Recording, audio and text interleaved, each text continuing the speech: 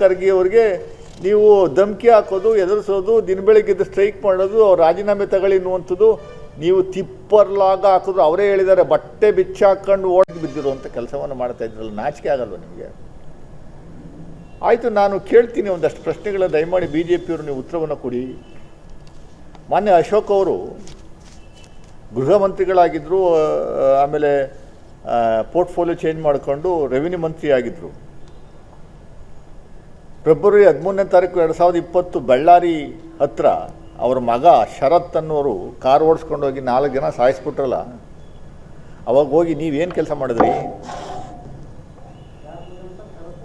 ಶರತ್ ಅಂತ ಅಶೋಕ್ ಮಗ, ಅಶೋಕ್ ಮಗ 2020 ಫೆಬ್ರವರಿ ತಿಂಗಳಲ್ಲಿ ಒಂದು ಆಕ್ಸಿಡೆಂಟ್ ಆಗುತ್ತೆ ಬಳ್ಳಾರಿ ಹತ್ರ, 4 ಜನ ಸತ್ತೋತಾರೆ. ಆ ಕೇಸ್ನೇ ಕ್ಲೋಸ್ ಮಾಡಿಬಿಟ್ರು. ಮಗ ಕಾರಲ್ಲೇ ಇರಲಿಲ್ಲ ಅಂತ ಮಾಡ್ಕೊಂಬಿಟ್ರು ಪೊಲೀಸ್ನವ್ರ ಮೂಲಕ. ಇದು same this gentleman was home minister. Ashok was the home minister. ಅವಾಗ ರಾಜೀನಾಮೆ ಕೊಟ್ಟಿದ್ರ ನೀವು? ಪ್ರತ್ಯಕ್ಷ ಸಾಕ್ಷಿಗಳು ಹೇಳಿದ್ರು ಈ ಹುಡುಗ ಓಡಿಸ್ಕೊಂಬತ್ತಾ ಇದ್ದ ಗಾಡಿ ಅಂತ. ಅದನ್ನ ಸಂಪೂರ್ಣ ಮುಚ್ಚಿ ಹಾಕಿಬಿಟ್ರಲ್ಲ, ನನ್ನ ಮಗ ಹೋಗಿರಲಿಲ್ಲ ಅಂತ ಹೇಳ್ಕೊಂಡ್ರಲ್ಲ ಸ್ವಾಮಿ. ಸಿ ಟಿ ರವಿ 19ನೇ ತಾರೀಕು ಫೆಬ್ರವರಿ 2019 ಕುಣಿಗಲ್ ಹತ್ರ ಆಕ್ಸಿಡೆಂಟ್ ಮಾಡಿ 4 ಜನ ಸತ್ತೋಗ್ಬಿಟ್ರಲ್ಲ. ಆಕ್ಸಿಡೆಂಟ್ ಮಾಡಿದ್ದು ನಾನಲ್ಲ, ಕಾರ್ ಒಳಗಡೆ ಇದ್ದೆ ನಾನು.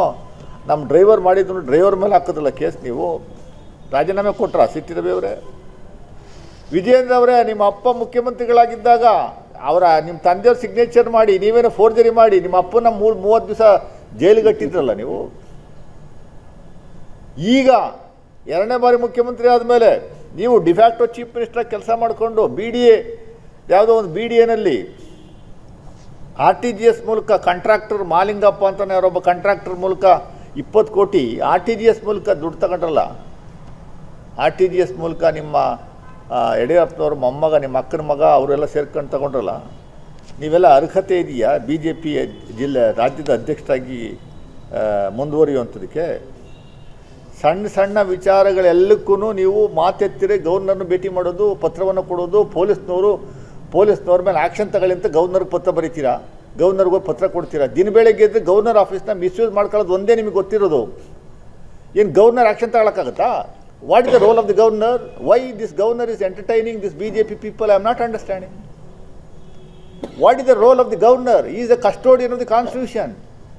ಕಾನ್ಸ್ಟಿಟ್ಯೂಷನ್ನ ಉಲ್ಲಂಘನೆ ಆಗುವಂಥದ್ದನ್ನ ಅಷ್ಟೇ ನೋಡಬೇಕು ಹೊರತು ನೀವು ದಿನನಿತ್ಯ ಆಡಳಿತದ ಬಗ್ಗೆ ಮೂಗು ತೋರಿಸುವಂಥದ್ದು, ಪತ್ರ ಬರೆಯುವಂಥದ್ದು, ಆ ದಾಖಲೆ ಕೊಡಿ, ಈ ದಾಖಲೆ ಕೊಡು ಅಂತ ಗವರ್ನರ್ ಕೈಲಿ ಪತ್ರ ಬರೆಸುವಂಥದ್ದು ಎಷ್ಟರ ಮಟ್ಟಿಗೆ ಸರಿ? ಏನೋ ನಿಮ್ಗೇನಾದ್ರು ಪ್ರಜಾಪ್ರಭುತ್ವ ವ್ಯವಸ್ಥೆನಲ್ಲಿ ನಂಬಿಕೆ ಇದೆಯಾ? ಗವರ್ನರ್ ಹತ್ರ ಯಾಕೆ ಹೋಗ್ಬೇಕು? ಪೊಲೀಸ್ನವ್ರ ಕೆಲಸನ, ಪೊಲೀಸ್ನವ್ರ ಡೈರೆಕ್ಷನ್ಸ್ನ ಗವರ್ನರಿಂದ ತಗೋಬೇಕಾ? ಆ್ಯಕ್ಷನ್ ತಗೊಳ್ಳುವಂಥದ್ದು ಗವರ್ನರ್ ಹತ್ರ ಹೋಗ್ತೀರಾ ದಿನನಿತ್ಯ? ಸಿ ಟಿ ರವಿ ಅವರೇ, ನೀವು ಮಾಡ್ತಾ ಇರುವಂಥ ಹಲ್ಕ ಕೆಲಸ ಊರವ್ರಿಗೆಲ್ಲ ಗೊತ್ತು. ತಲೆಗೇನೋ ಬ್ಯಾಂಡೇಜ್ ಹಾಕ್ಕೊಂಡ್ರಿ, ಅದಾದಮೇಲೆ ಇಮ್ಮಿಡಿಯೇಟ್ ಬ್ಯಾಂಡೇಜ್ ಬಿಚ್ಚಾಕಿದ್ರಿ. ನೀವು ಒಬ್ಬರು ಮಹಿಳೆಯನ್ನು ಯಾವ ರೀತಿ ಅವೇಚ್ಛನ ಶಬ್ದಗಳಿಂದ ನೀವು ಉಚ್ಚಾರಣೆ ಮಾಡಿದ್ರೆ ಅಂತ ಬಿದ್ದಿರುವಂಥ ಕೆಲಸವನ್ನು ಮಾಡ್ತಾ ಇದ್ರಲ್ಲ, ನಾಚಿಕೆ ಆಗಲ್ವ ನಿಮಗೆ? ಆಯಿತು, ನಾನು ಕೇಳ್ತೀನಿ ಒಂದಷ್ಟು ಪ್ರಶ್ನೆಗಳ, ದಯಮಾಡಿ ಬಿ ಜೆ ಪಿಯವರು ನೀವು ಉತ್ತರವನ್ನು ಕೊಡಿ. ಮಾನ್ಯ ಅಶೋಕ್ ಅವರು ಗೃಹ ಮಂತ್ರಿಗಳಾಗಿದ್ದರು, ಆಮೇಲೆ ಪೋರ್ಟ್ಫೋಲಿಯೋ ಚೇಂಜ್ ಮಾಡಿಕೊಂಡು ರೆವಿನ್ಯೂ ಮಂತ್ರಿ ಆಗಿದ್ದರು. ಫೆಬ್ರವರಿ 13ನೇ ತಾರೀಕು 2020 ಬಳ್ಳಾರಿ ಹತ್ರ ಅವ್ರ ಮಗ ಶರತ್ ಅನ್ನೋರು ಕಾರ್ ಓಡಿಸ್ಕೊಂಡೋಗಿ 4 ಜನ ಸಾಯಿಸ್ಬಿಟ್ರಲ್ಲ, ಅವಾಗ ಹೋಗಿ ನೀವೇನು ಕೆಲಸ ಮಾಡಿದ್ರಿ? ಶರತ್ ಅಂತ ಅಶೋಕ್ ಮಗ, ಅಶೋಕ್ ಮಗ 2020 ಫೆಬ್ರವರಿ ತಿಂಗಳಲ್ಲಿ ಒಂದು ಆಕ್ಸಿಡೆಂಟ್ ಆಗುತ್ತೆ ಬಳ್ಳಾರಿ ಹತ್ರ, 4 ಜನ ಸತ್ತೋತಾರೆ. ಆ ಕೇಸ್ನೇ ಕ್ಲೋಸ್ ಮಾಡಿಬಿಟ್ರು. ಮಗ ಕಾರಲ್ಲೇ ಇರಲಿಲ್ಲ ಅಂತ ಮಾಡ್ಕೊಂಬಿಟ್ರು ಪೊಲೀಸ್ನವ್ರ ಮೂಲಕ. ಇದು same this gentleman was home minister. Ashok was the home minister. ಅವಾಗ ರಾಜೀನಾಮೆ ಕೊಟ್ಟಿದ್ರ ನೀವು? ಪ್ರತ್ಯಕ್ಷ ಸಾಕ್ಷಿಗಳು ಹೇಳಿದ್ರು ಈ ಹುಡುಗ ಓಡಿಸ್ಕೊಂಬತ್ತಾ ಇದ್ದ ಗಾಡಿ ಅಂತ. ಅದನ್ನ ಸಂಪೂರ್ಣ ಮುಚ್ಚಿ ಹಾಕಿಬಿಟ್ರಲ್ಲ, ನನ್ನ ಮಗ ಹೋಗಿರಲಿಲ್ಲ ಅಂತ ಹೇಳ್ಕೊಂಡ್ರಲ್ಲ ಸ್ವಾಮಿ. ಸಿ ಟಿ ರವಿ 19ನೇ ತಾರೀಕು ಫೆಬ್ರವರಿ 2019 ಕುಣಿಗಲ್ ಹತ್ರ ಆಕ್ಸಿಡೆಂಟ್ ಮಾಡಿ 4 ಜನ ಸತ್ತೋಗ್ಬಿಟ್ರಲ್ಲ. ಆಕ್ಸಿಡೆಂಟ್ ಮಾಡಿದ್ದು ನಾನಲ್ಲ, ಕಾರ್ ಒಳಗಡೆ ಇದ್ದೆ ನಾನು. ನಮ್ಮ ಡ್ರೈವರ್ ಮಾಡಿದ್ರು, ಡ್ರೈವರ್ ಮೇಲೆ ಹಾಕೋದಿಲ್ಲ ಕೇಸ್. ನೀವು ರಾಜೀನಾಮೆ ಕೊಟ್ರಾ ಸಿ ಟಿ ರವಿ ಅವರೇ? ವಿಜಯೇಂದ್ರ ಅವರೇ, ನಿಮ್ಮ ಅಪ್ಪ ಮುಖ್ಯಮಂತ್ರಿಗಳಾಗಿದ್ದಾಗ ಅವರ ನಿಮ್ಮ ತಂದೆಯವ್ರ ಸಿಗ್ನೇಚರ್ ಮಾಡಿ ನೀವೇನೋ ಫೋರ್ಜರಿ ಮಾಡಿ ನಿಮ್ಮ ಅಪ್ಪನ 30 ದಿವಸ ಜೈಲಿಗೆ ಕಟ್ಟಿದ್ರಲ್ಲ ನೀವು. ಈಗ 2ನೇ ಬಾರಿ ಮುಖ್ಯಮಂತ್ರಿ ಆದಮೇಲೆ ನೀವು ಡಿಫ್ಯಾಕ್ಟೋ ಚೀಫ್ ಮಿನಿಸ್ಟರ್ ಕೆಲಸ ಮಾಡಿಕೊಂಡು BDA ಯಾವುದೋ ಒಂದು BDAನಲ್ಲಿ RTGS ಮೂಲಕ ಕಾಂಟ್ರಾಕ್ಟರ್ ಮಾಲಿಂಗಪ್ಪ ಅಂತಲೇ ಅವರೊಬ್ಬ ಕಾಂಟ್ರಾಕ್ಟರ್ ಮೂಲಕ 20 ಕೋಟಿ RTGS ಮೂಲಕ ದುಡ್ಡು ತಗೊಂಡ್ರಲ್ಲ. RTGS ಮೂಲಕ ನಿಮ್ಮ ಯಡಿಯೂರಪ್ಪನವ್ರ ಮೊಮ್ಮಗ ನಿಮ್ಮ ಅಕ್ಕನ ಮಗ ಅವರೆಲ್ಲ ಸೇರ್ಕೊಂಡು ತಗೊಂಡ್ರಲ್ಲ.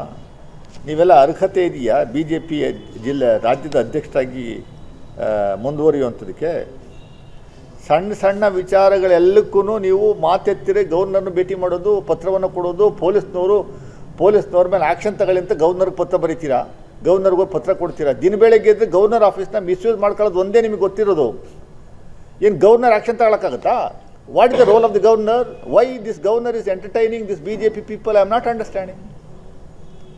What is the role of the governor? Is the custodian of the constitution. ಕಾನ್ಸ್ಟಿಟ್ಯೂಷನ್ನ ಉಲ್ಲಂಘನೆ ಆಗುವಂಥದ್ದನ್ನ ಅಷ್ಟೇ ನೋಡಬೇಕು ಹೊರತು ನೀವು ದಿನನಿತ್ಯ ಆಡಳಿತದ ಬಗ್ಗೆ ಮೂಗು ತೋರಿಸುವಂಥದ್ದು, ಪತ್ರ ಬರೆಯುವಂಥದ್ದು, ಆ ದಾಖಲೆ ಕೊಡಿ ಈ ದಾಖಲೆ ಕೊಡು ಅಂತ ಗವರ್ನರ್ ಕೈಲಿ ಪತ್ರ ಬರೆಸುವಂಥದ್ದು ಎಷ್ಟರ ಮಟ್ಟಿಗೆ ಸರಿ? ಏನೋ ನಿಮ್ಗೇನಾದ್ರು ಪ್ರಜಾಪ್ರಭುತ್ವ ವ್ಯವಸ್ಥೆನಲ್ಲಿ ನಂಬಿಕೆ ಇದೆಯಾ?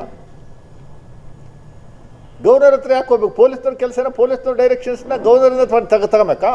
ಆ್ಯಕ್ಷನ್ ತಗೊಳ್ಳುವಂಥದ್ದು ಗವರ್ನರ್ ಹತ್ರ ಹೋಗ್ತೀರಾ ದಿನನಿತ್ಯ? CT ರವಿ ಅವರೇ, ನೀವು ಮಾಡ್ತಾ ಇರುವಂಥ ಹಲ್ಕ ಕೆಲಸ ಊರವ್ರಿಗೆಲ್ಲ ಗೊತ್ತು. ತಲೆಗೇನೋ ಬ್ಯಾಂಡೇಜ್ ಹಾಕ್ಕೊಂಡ್ರಿ, ಅದಾದಮೇಲೆ ಇಮ್ಮಿಡಿಯೇಟ್ ಬ್ಯಾಂಡೇಜ್ ಬಿಚ್ಚಾಕಿದ್ರಿ. ನೀವು ಒಬ್ಬರು ಮಹಿಳೆಯನ್ನು ಯಾವ ರೀತಿ ಅವೇಚನ ಶಬ್ದಗಳಿಂದ ನೀವು ಉಚ್ಚಾರಣೆ ಮಾಡಿದ್ರಿ ಅನ್ನುವಂಥದ್ದು ಊರವ್ರಿಗೆ. ಖರ್ಗೆ ಅವ್ರಿಗೆ ನೀವು ಧಮಕಿ ಹಾಕೋದು, ಎದುರಿಸೋದು, ದಿನ ಬೆಳಗ್ಗೆದ್ದು ಸ್ಟ್ರೈಕ್ ಮಾಡೋದು, ಅವ್ರು ರಾಜೀನಾಮೆ ತಗೊಳ್ಳಿ ಅನ್ನುವಂಥದ್ದು ನೀವು ತಿಪ್ಪರ್ಲಾಗ ಹಾಕಿದ್ರು. ಅವರೇ ಹೇಳಿದ್ದಾರೆ, ಬಟ್ಟೆ ಬಿಚ್ಚಾಕೊಂಡು